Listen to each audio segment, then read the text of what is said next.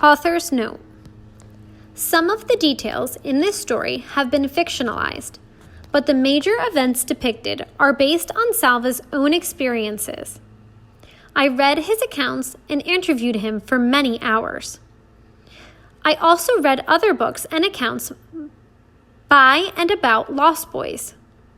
For Naya's part of the story, I was able to interview travelers who have seen the water wells being drilled in villages like hers. I also benefited from examining their video footage and photographs. Known as the Second Sudanese Civil War, the conflict that is depicted in this book began in 1983. Many factions were involved and numerous changes in leaderships took place over the duration of the war, but in essence, the opposing sides were the Muslim-dominated government in the north and the non-Muslim coalition in the south. Besides religion, economic strife was an important factor, as the country's reserves of oil are located in the south. Millions of people were killed, imprisoned, tortured, kidnapped, or enslaved. Millions more were permanently displaced, unable to return to their homes. Among those displaced were hundreds of thousands of so-called lost boys like Salva, who walked in desperation through southern Sudan, Ethiopia, and Kenya in search of safe haven. Many of the lost boys who were able to return home after the war found that their families had vanished. Others languished in refugee camps like those Salva lived in. Some were eventually reunited with their loved ones, often after decades apart. In 2002, nearly 20 years after the war began, the United States government passed the Sudan Peace Act, officially accusing the Sudanese government of genocide in the deaths of more than 2 million people. 3 years later, a peace accord was signed between the North and South. The South was granted autonomy, the ability to govern itself for 6 years. In 2011, a referendum took place in which the citizens of southern Sudan voted to secede, gaining their independence from the North. Unrest over southern Sudan's oil and its political leadership have rolled its infancy as the world's newest nation.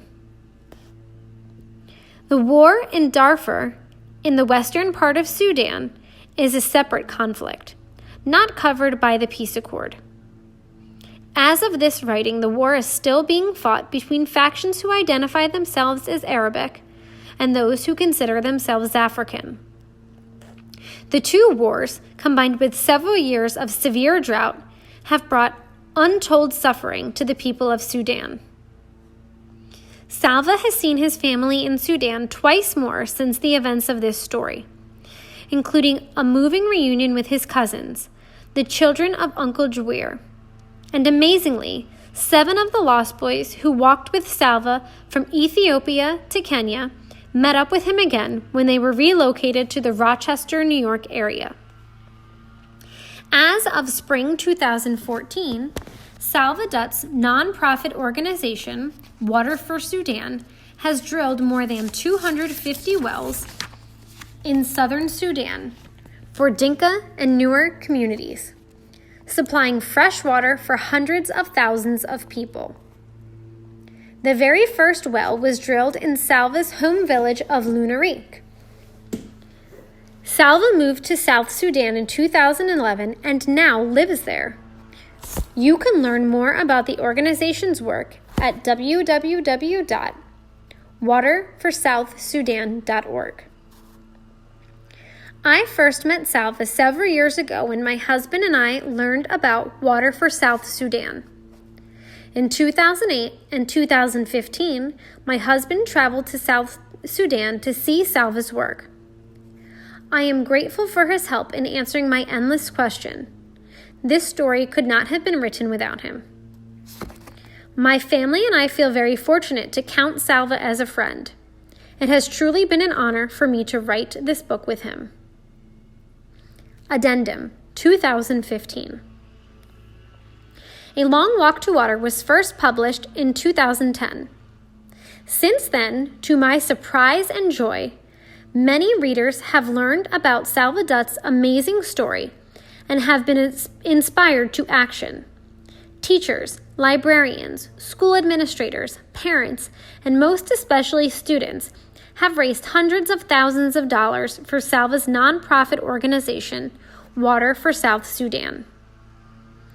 The most popular fundraiser is a walk for water. Some schools arrange for students to carry heavy jugs of water while walking, just like Naya does in the book. Other schools take the H2O challenge, drinking only water for a period of time and donating the cost of other beverages such as soda.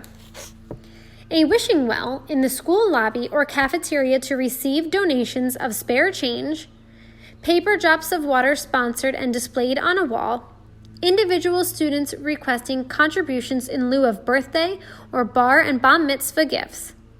We are so impressed at the multitude of fun, creative, and effective fundraising strategies we've heard about. Salva and I want to sincerely thank you all. Because of your efforts, hundreds of water wells have been drilled, and many of them bear the names of schools whose donations enabled their construction. Your hard work is literally saving people's lives every single day.